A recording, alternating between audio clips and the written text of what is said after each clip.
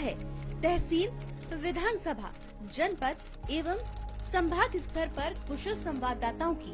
यदि आप भी राजस्थान में साधना प्लस न्यूज के पत्रकार बनकर काम करना चाहते हैं तो नीचे दिए गए नंबर पर संपर्क करें। नवीन कुमार यादव, स्थानीय संपादक, राजस्थान, साधना plus news. Mobile number 9990469916 9835630014।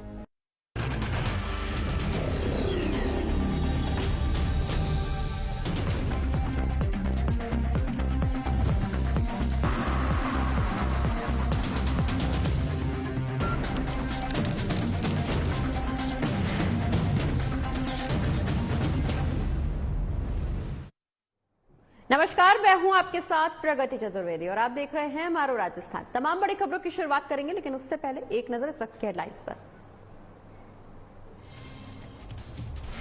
Congress के चिंतन शिविर का दूसरा दिन आज सुबह 10:30 बजे शुरू हुई शिविर की कार्रवाई। राजनीतिक, सामाजिक न्याय जैसे कई मुद्दों पर की गई चर्चा।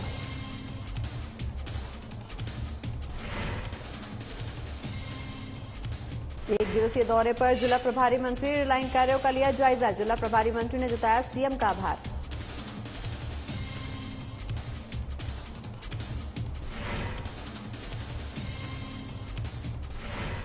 भरतपुर में किरोड़ीलाल मीणा के साथ हुई बदसलूकी को लेकर सौंपा गया ज्ञापन। राज्यपाल के नाम एसडीएम को सौंपा गया ज्ञापन। बदसलूकी करने वाले पुलिस के खिलाफ कार्रवाई करने की उठाई मांग। भरतपुर में समीक्षा बैठक का आयोजन। तमाम योजनाओं की कार्यों की प्रगति की समीक्षा। मिलावट करने वालों के खिलाफ कार्रवाई करने के निर्देश जारी।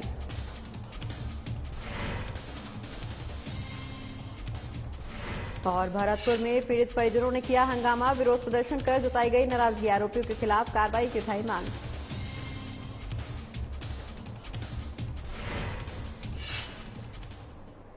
चलिए खबरों की शुरुआत करेंगे, जहां राज्यसभा सांसद डॉक्टर किरोड़ीलाल मीणा के साथ उदयपुर में सीएम के इशारे पर पुलिस महकमे की ओर से जगह जगह बदसलूकी की गई, जिसके विरोध में राज्यपाल के नाम एसडीएम को बीजेपी मोर्चा और उनके समर्थकों की ओर से ज्ञापन देकर बदसलूकी करने वाली पुलिस के खिलाफ कार्रवाई और बदसलूकी को बंद किए जाने की मांग की गई है।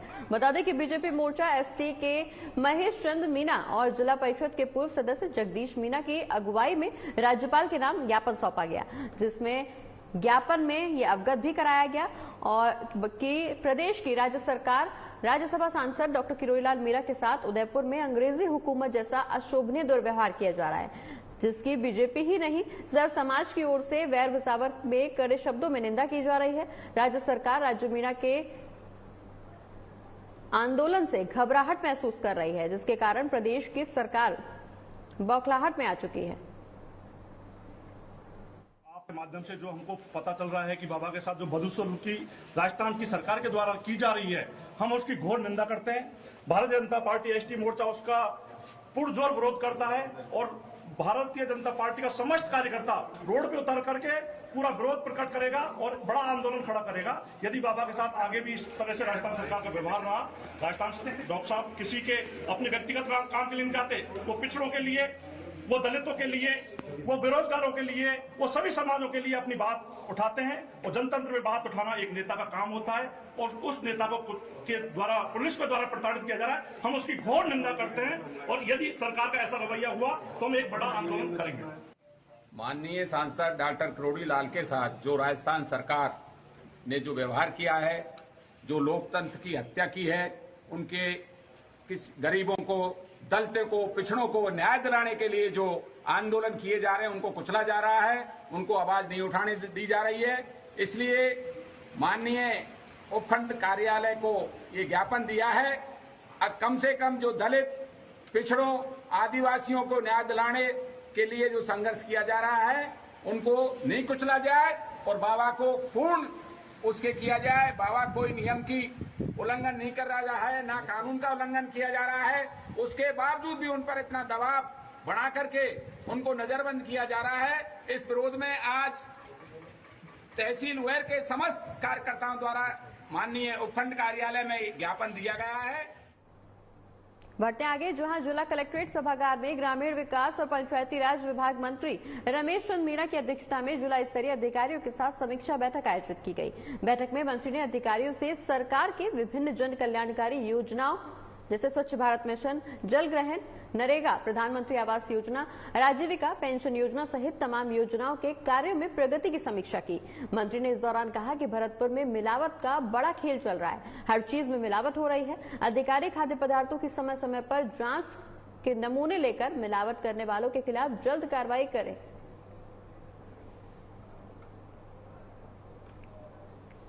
तो आपको बता दें कि इस दौरान कई अलग अलग योजनाओं की कार्यों की प्रगति की समीक्षा की गई है और इस दौरान अधिकारियों के साथ यहां समीक्षा बैठक हुई है। बता दें कि जिला कलेक्ट्रेट सभागार में पंचायती राज विभाग के मंत्री रमेश चंद्र मीणा की अध्यक्षता में यहां बैठक हुई है, जिसमें जिला स्तरीय अधिकारी भी मौजूद नजर आए हैं और इस दौरान तमाम योजनाओं में जो भी कार्य प्रगति पर है उनकी समीक्षा की गई है। योजनाओं के कार्यों की प्रगति की समीक्षा हुई है और तमाम जरूरी दिशा निर्देश भी इस दौरान अधिकारियों को मंत्री की तरफ से दिए गए हैं। मौके पर मंत्री ने यह भी कहा है कि भरतपुर में मिलावट का खेल जारी है, ऐसे में उन्होंने खाद्य पदार्थों के सैंपल लेने के आदेश भी अधिकारियों को दिए हैं और समय समय पर आगे इस तरह के सैंपल लेने के लिए भी दिशा निर्देश यहां अधिकारियों को जारी किए गए हैं मंत्री की तरफ से। बता दें कि भरतपुर में समीक्षा बैठक आयोजित की गई और इस दौरान योजनाओं के कार्यों की प्रगति की समीक्षा हुई। अधिकारियों की मौजूदगी में विचार विमर्श हुआ और योजनाओं के क्रियान्वयन को लेकर यहां चिंतन मंथन भी किया गया। तमाम योजनाओं का लाभ जनता तक कैसे पहुंचाया जाए, धरातल पर इन योजनाओं को कैसे उतारा जाए, इसको लेकर भी विचार विमर्श हुआ। साथ ही इन योजनाओं में कार्यों की क्या कुछ प्रगति है, कार्यों में कितना डेवलपमेंट हो चुका है, इन योजनाओं को कितना धरातल पर उतारा जा चुका है, इन तमाम मुद्दों को लेकर यहां चर्चा की गई। बता दें कि तमाम योजनाओं को का लाभ जनता तक पहुंचाने के लिए मंत्री अभ्युदय स्तर पर तमाम कोशिशें कर रहे हैं, जिसके चलते यहां जन कल्याणकारी योजनाओं की समीक्षा बैठक की गई है। और अगली खबर चूरू के तारानगर से है, जहां न्यायालय परिसर में न्यायिक मजिस्ट्रेट ममता रोहिला के अध्यक्षता में राष्ट्रीय लोक अदालत का आयोजन किया गया। इस दौरान उक्त लोक अदालत में सदस्य के रूप में उपखंड अधिकारी प्रभजोत गिल और अधिवक्ता महेंद्र कुमार यादव का सहयोग रहा। वहीं समिति अध्यक्ष रोहिला ने बताया कि उक्त राष्ट्रीय लोक अदालत में कुल 258 प्रकरणों का निस्तारण किया गया, जिसमें 382 रुपए की वसूली भी हुई। वहीं लोक अदालत के दौरान सहायक अभियोजन अधिकारी गोविंद सिंह, धर्मेंद्र सिंह सहित तालुका के कर्मचारीगण और अधिवक्ता भी मौजूद नजर आए। बता दें कि लोक अदालत के दौरान बैंक के कर्मचारियों की मौजूदगी भी देखने को मिली।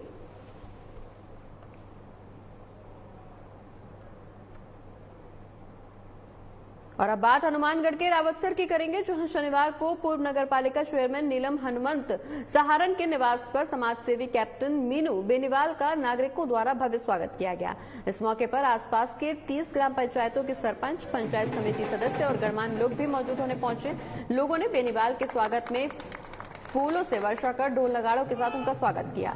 मौके पर राजस्थानी साफा पहनाकर भी उनका स्वागत किया गया।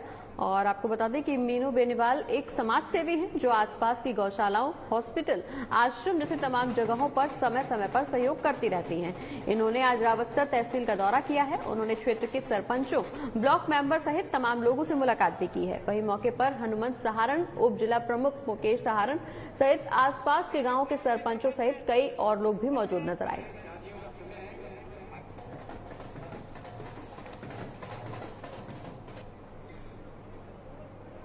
तो हनुमानगढ़ के रावतसर की ये तस्वीर, जहां पूर्व नगर पालिका चेयरमैन नीलम हनुमंत सहारण के निवास पर समाज सेवी कैप्टन मीनू बेनीवाल का नागरिकों ने भव्य स्वागत किया। ये तस्वीरें आपकी टीवी स्क्रीन पर, जहां ये भव्य स्वागत किया गया और मौके पर तमाम ग्राम पंचायतों के सरपंच और सचिव भी मौजूद नजर आए और लोगों ने इस दौरान बेनीवाल के स्वागत में फूलों से वर्षा की और ढोल नगाड़ों के साथ उनका भव्य स्वागत किया गया। मौके पर हालांकि सुरक्षा व्यवस्था के इंतजाम भी पुख्ता देखने को मिले और इस दौरान लोग काफी उत्साहित नजर आए। बता दें कि मौके पर आसपास के लगभग 30 ग्राम पंचायतों के सरपंच, पंचायत समिति सदस्य और तमाम लोग मौजूद होने पहुंचे। और राजकीय बालिका उच्च माध्यमिक विद्यालय में यौन शोषण से मुक्ति के प्रयास की कड़ी में छात्राओं में जागरूकता लाने के लिए एक वर्कशॉप आयोजित की गई, जिसमें उन्हें सेफ टच, अनसेफ टच के बारे में जानकारी भी दी गई। और संस्था प्रधान अंजुना त्यागी ने बताया है कि बच्चों को ये शिक्षा अपने माता पिता से मिलनी चाहिए, लेकिन हमारे सामाजिक परिवेश में संकोच के चलते माता पिता अपने बच्चों को गुड टच और बैड टच के बारे में नहीं बता पाते हैं। लेकिन आज के युग में बदलाव के चलते ये जानकारी बच्चों को होना बेहद जरूरी है।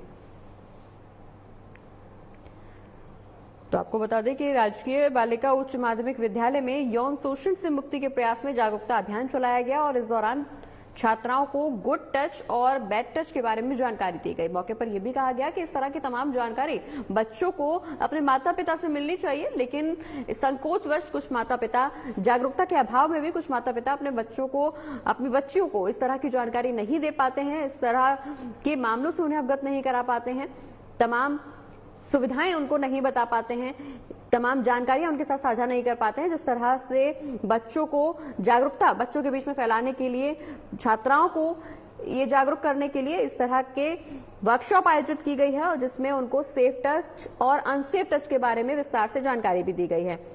मौके पर मौजूद टीचर्स का कहना है कि ये जानकारी हालांकि माता पिता से मिलनी चाहिए, लेकिन कहीं ना कहीं जागरूकता के अभाव में इस तरह की जानकारी छात्राएं अपने घर से नहीं हासिल कर पाती, जिनके लिए इस तरह की वर्कशॉप आयोजित की गई और उन्हें इस तरह के टच के बारे में जानकारी भी दी गई है।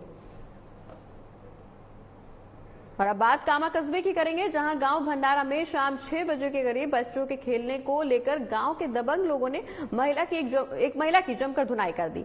वहीं पीड़ित महिला ने बताया कि शाम 6 बजे के करीब बच्चों में खेलते समय झगड़ा हो गया।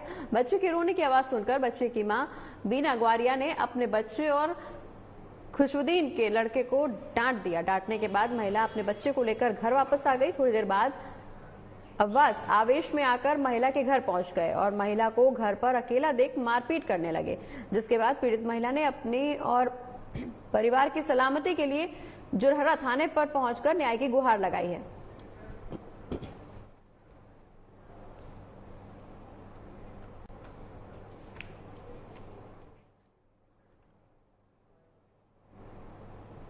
और बढ़ते आगे इसी बीच रुक करेंगे इस वक्त की बड़ी खबर का, जहां कोरोना की चौथी लहर की दस्तक हो गई है। दौसा के लालसोट में कोरोना की चौथी लहर की दस्तक देखने को मिली है। बता दें कि एक बार फिर से कोरोना यहां बढ़ता हुआ नजर आ रहा है। क्षेत्र में एक युवक कोरोना संक्रमित पाया गया है और चिकित्सा विभाग में इस संक्रमण के बाद खलबली मची हुई है। युवक ने यूरोप जाने के दौरान जांच करवाई थी और जांच में कोरोना संक्रमित युवक पाया गया है, जिसके बाद अब एक बार फिर से स्वास्थ्य विभाग में हड़कंप मचा हुआ है। पॉजिटिव आने पर युवक को होम आइसोलेट भी कर दिया गया है। इस वक्त की बड़ी खबर दौसा से, जहां लालसोट में कोरोना की दस्तक देखने को मिली है। लालसोट में कोरोना वायरस की चौथी लहर ने दस्तक दे दी है। दरअसल क्षेत्र में एक युवक कोरोना संक्रमित पाया गया है। युवक यूरोप जा रहा था, जिस दौरान उसने अपने कोरोना की जांच कराई थी और इस दौरान वो पॉजिटिव आया है, जिसके बाद चिकित्सा विभाग में खलबली मच गई है। और अब बात भरतपुर की करेंगे, जहां राजस्थान राज्य विधिक सेवा प्राधिकरण जयपुर के निर्देश अनुसार साल 2022 की द्वितीय राष्ट्रीय लोक अदालत का आयोजन न्याय क्षेत्र में किया गया। राष्ट्रीय लोक अदालत में हजारों लोग अपने प्रकरणों को लेकर पहुंचे, जिसमें 35 बेंच भी बनाई गई। बता दें कि इन बेंचेस में 25,000 प्रकरणों को रखा गया, जिसमें प्री लिटिगेशन सहित न्यायालयों में लंबित प्रकरणों सहित तमाम अन्य प्रकरणों के निस्तारण करने के लिए भी इन मामलों को वहां रखा गया। लोक अदालत में दोनों पक्षों की आपसी सहमति और राजीनामे से सौहार्दपूर्ण वातावरण में पक्षकारों की रजामंदी से विवाद निपटाया जाता है। लोक अदालत में जल्द और सुलभ न्याय, कोई अपील नहीं, सिविल कोर्ट के आदेश की तरह पालना, कोर्ट फीस की वापसी, अंतिम रूप से निपटारा और समय की बचत भी होती है।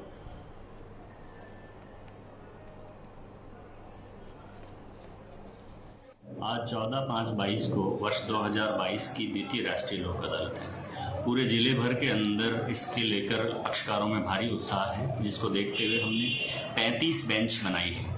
उन 35 बेंचों के अंदर कम से कम 25,000 प्रकरणों को रखा जाएगा और उसमें न्यायालयों में लंबित प्रकरण, न्यायालयों में दायर होने से पूर्व के प्रकरण, सिविल के प्रकरण, 138 NI एक्ट चेक बाउंस के प्रकरण, इसके अलावा नए प्रयोग करते हुए गृह कर से संबंधित प्रकरणों। हरिदासीय राधा प्रसाद सेवा ट्रस्ट के तत्वाधान में स्वामी हरिदास पीठाधीश्वर आचार्य महामंडलेश्वर स्वामी राधा प्रसाद देवजू के परम सानिध्य में शनिवार को असहाय और निर्धन माताओं को भीषण गर्मी में ठंडे जल की सुविधा के लिए करीब 1100 मटकों का वितरण किया गया। मटकों का वितरण रसिक संत महंत मोहनी विहारी शरण महाराज के द्वारा चैतन्य विहार स्थित महिला सेवा सदन सहित अन्य सदनों में किया गया।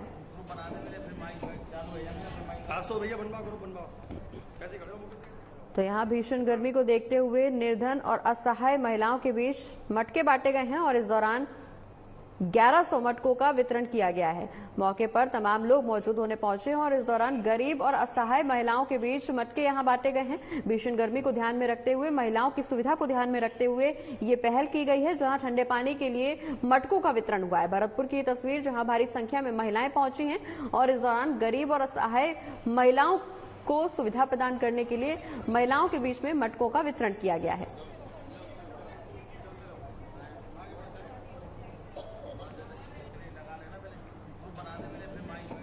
इस भीषण गर्मी में जो तपन आज जला रही है, उस समय ये माताओं की हम लोग जब दर्शन करने आए तो देखा तो यहाँ माताओं के लिए कोई ऐसी व्यवस्था नहीं दिखी जो कि उनके पास ठंडे पानी व्यवस्था हो। ठंडा पानी भी कोरोना के माध्यम से, कोरोना की वजह से यहाँ वो परेशानी की वजह से नहीं चल रहा था। तो पूज्य महाराज जी स्वामी हरदास पीठाधीश्वर आचार्य महामंडल स्वामी राधा प्रसाद देव जी महाराज से हमने निवेदन किया, तो उन्होंने हर साल की भांति अब के भी उनके लिए जो गरीब फ्रिज बोला जाता है, ये मटका है, वो यहाँ से नहीं, वो राजस्थान की मटकी से मंगाया जाता है। स्पेशल ये मटका होता है। आज यहाँ माताओं की सेवा करने का हम लोगों को सौभाग्य प्राप्त हुआ। और इसी बीच रुक करेंगे इस वक्त की एक और बड़ी खबर का। भरतपुर के कामा से इस वक्त की बड़ी खबर, जहां चोरों का आतंक जारी है। इस वक्त की बड़ी खबर, सोने मकान को चोरों ने निशाना बनाया है और चोरों ने नकदी और जेवरात पर हाथ साफ किया है। 50,000 की नगद राशि के साथ साथ आधा किलो चांदी और सोने का सामान लेकर चोर मौके से फरार हो गए हैं। दरअसल घर के चारों कमरों का ताला चोरों ने तोड़ा है। हालांकि पुलिस मौके पर पहुंची है और इस दौरान जांच पड़ताल भी पुलिस की तरफ से की जा रही है। तो इस वक्त की बड़ी खबर कावा से, जहां चोरों ने एक बार फिर से खाली घर को अपना निशाना बनाया है और छत के सहारे चोर नीचे घुसे थे और इस दौरान चारों कमरों का ताला तोड़कर चोरों ने जेवरात के साथ साथ नगद राशि पर भी अपना हाथ साफ किया है।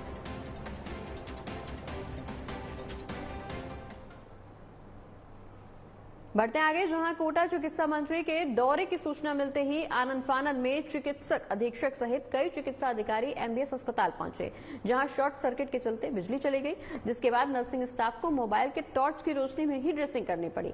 बता दें कि बिजली फॉल्ट को ठीक होने में लगभग आधे घंटे का समय लगा, जिसके बाद अस्पताल की जमीनी हकीकत निकल करके सामने आई। वहीं इस दौरान कोटा कलेक्ट्रेट में बैठक भी हुई और बैठक के दौरान बिजली, फूड सेफ्टी और मिलावट जैसे तमाम मुद्दों को लेकर भी बातचीत की गई। वहीं कार्रवाई के दौरान प्रभारी सचिव कुंजलाल मीला ने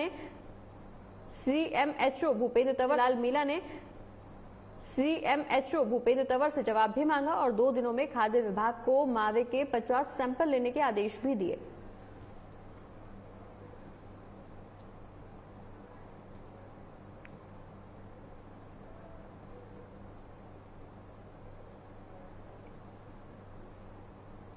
वहीं कुम्हेर कस्बे के गोवर्धन गेट के हरिजन लड़की के नामजद प्रकरण में 3 दिन बीत जाने के बाद भी कार्रवाई नहीं होने से लोगों में नाराजगी है, जिसके चलते लोगों ने आरोपियों के खिलाफ कार्रवाई करने की मांग की है। साथ ही लड़की को ढूंढने की मांग को लेकर कुम्हेर थाने के सामने विरोध प्रदर्शन भी किया है।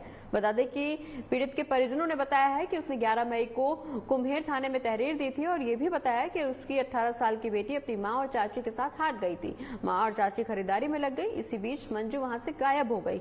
वहीं इस मामले में नामजद रिपोर्ट भी दर्ज कराई गई थी, लेकिन अभी तक लड़की को बरामद नहीं किया जा सका है, जिससे नाराज परिजनों ने प्रदर्शन किया है। वहीं मामले में थाना अधिकारी ने कहा है कि कार्रवाई जरूर की जाएगी।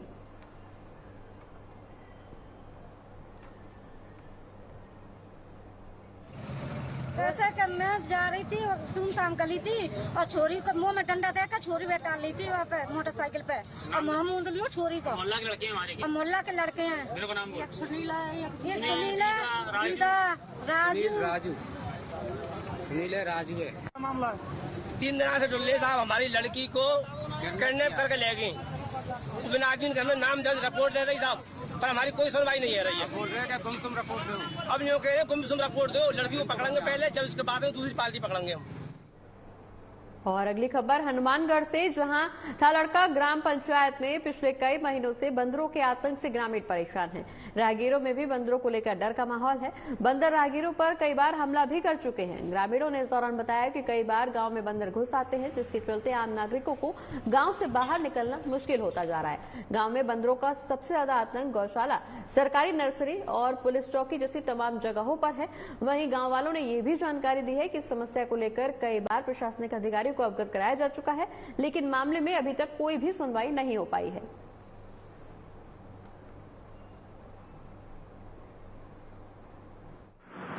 बांदर बहुत है चौकी में, बहुत परेशान करते हैं हमारे को। हमारे खाने की वस्तु भी ले जाता है, दूध वगैरह भी खेल देते हैं, हमारे कपड़े भी खेल देते हैं, इधर उधर बैठते हैं तो परेशान करते हैं। कई बार तो इतना हद तक होता है कि हमको बंद करना पड़ता है कमरा।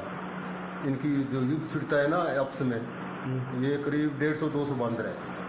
अच्छा अच्छा। चौकी के आसपास एरिया में एकदम अटैक करते हैं, तो हम उनका पीछा छुड़ाना मुश्किल हो जाता है। अच्छा अच्छा अच्छा।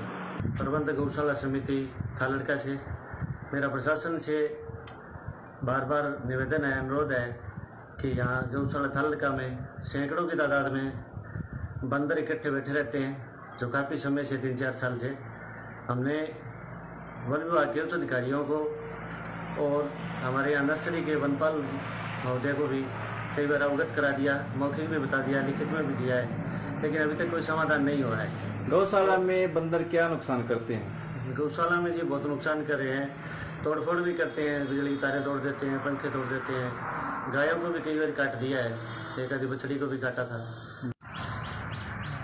बांदर के बारे में जी नुकसान तो सब जगह करे ही है, गौशाला में करे, गाँव में करे, नर्सरिया में खूब करे पड़े। हमारे पास में तो इसका कोई चारा नहीं है पकड़ने का, और वन्य जीव है, इधर उधर घूमते हैं फिरते हैं, और गाँव में भी चले जाते हैं, सब जगह नुकसान करते हैं। और इसका लेटर आया हुआ है जयपुर से, तो इस लेटर के द्वारा चंदा करके जैसे बांदरों को पकड़ के बाकायदा वहाँ कोई दूर छोड़ा जाएगा। बढ़ते आगे, बात अब दौसा की करेंगे, जहां ब्लॉक लालसोद में नेहरू युवा केंद्र ने युवा मंडलों और महिला मंडलों के द्वारा अंतर्राष्ट्रीय योगा दिवस के मौके पर 100 दिवसीय काउंटडाउन कार्यक्रम के अंतर्गत युवाओं को योग की प्रैक्टिस करवाई है।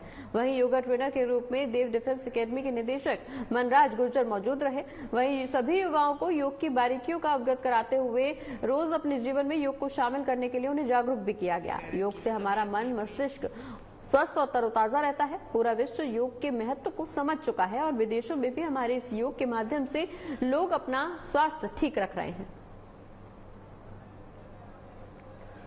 तो यहाँ योग को लेकर लोगों में जागरूकता फैलाने की कोशिश की जा रही है। आपको बता दें कि योग से शरीर स्वस्थ रहता है, मन मजबूत रहता है, और ऐसे में योग अभ्यास कार्यक्रम का यहाँ आयोजन कराया गया है, जहाँ कई लोग मौके पर पहुंचे हैं और यहाँ छोटे बच्चे भी योग करते हुए नजर आ रहे हैं। लालसोट की ये तस्वीर, जहां कहीं बच्चे भी हैं जो योग कर रहे हैं, और इस दौरान तमाम लोगों को योग अभ्यास कराया गया है और लोगों में योग को लेकर जागरूकता फैलाने की कोशिश भी की गई है। और अब बात हनुमानगढ़ के रावतसर की करेंगे, जहां नगर पालिका वाइस चेयरमैन हेमंत प्रचार और नेता प्रतिपक्ष पार्षद गौतम बंसल के नेतृत्व में बीजेपी पार्षदों और नागरिकों ने शहर में पेयजल की सुचारू सप्लाई व्यवस्था और विभिन्न पेयजल समस्याओं के समाधान की मांग को लेकर जलदाय विभाग कार्यालय पर विरोध प्रदर्शन किया है। प्रदर्शन के दौरान रावतसर जलदाय विभाग सहायक अभियंता को ज्ञापन भी सौंपा गया है। ज्ञापन में ये बताया गया है कि रावतसर क्षेत्र में पेयजल आपूर्ति ट्यूबवेल के पानी से ही की जा रही है और ट्यूबवेल का पानी खारा है। पानी की आपूर्ति भी नाम मात्र की ही दी जा रही है, जो पर्याप्त नहीं है। कस्बे के कई वार्डों में पेयजल आपूर्ति व्यवस्था बिगड़ी हुई है, जिसके चलते रावतसर में पेयजल पानी की किल्लत है। लोगों को पानी के टैंकर डलवाने पड़ रहे हैं। अगर जल्द ही स्थिति में सुधार नहीं हुआ तो जलदाय विभाग कार्यालय रावतसर के सामने उग्र प्रदर्शन किया जाएगा, जिसकी पूरी जिम्मेदारी जलदाय विभाग रावतसर की ही होगी।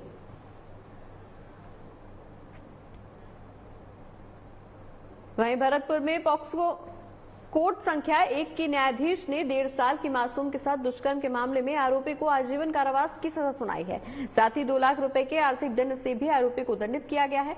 मामला भुसावर थाना क्षेत्र का है, जहां 21 मार्च 2019 को आरोपी छोटू 1.5 साल की मासूम को टॉफी खिलाने के बहाने कमरे में ले गया और उसने मासूम के साथ दुष्कर्म की वारदात को अंजाम दिया। काफी देर तक जब घर वालों को बच्ची नहीं मिली तो इधर उधर तलाश शुरू की गई, जहाँ एक कमरे में आरोपी द्वारा मासूम के साथ दुष्कर्म की वारदात को अंजाम दिया जा रहा था।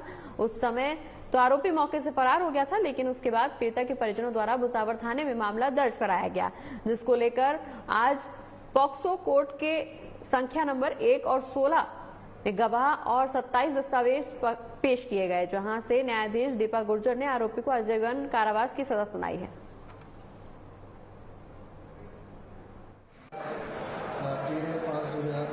22 को माननीय न्यायाधीश श्री दीपा गुर्जर पॉक्सो कोर्ट जज संख्या 1 द्वारा FIR संख्या 141/19 PS भुसावर में मुलजिम छोटू पुत्र रामदयाल निवासी बड़ा मोहल्ला भुसावर को अंतर्गत धारा 376 AB व 5M/6 पॉक्सो एक्ट के तहत आजीवन कारावास की सजा सुनाई है व 2 लाख रुपए के अर्थदंड से दंडित किया है।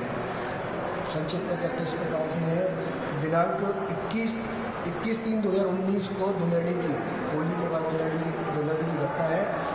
1.5 वर्षीय बालिका को मुलजिम खिलाने के बहाने कमरे में ले गया, उसके साथ दुष्कर्म करने लगा। जब बच्ची काफ़ी देर तक नहीं नजर आई तो उसके घर वालों ने ढूंढा तो मकान में मुलजिम उसके साथ दुष्कर्म कर रहा था। दुष्कर्म करते हुए उसको पकड़ लिया। सजा गवाह होने के पश्चात दस्तावेजों प्रदर्शित कराने के बाद न्यायालय ने मुलजिम के विरुद्ध अपराध साबित माना और उक्त दंड से दंडित किया। मैं विशेष लोक अभियोजक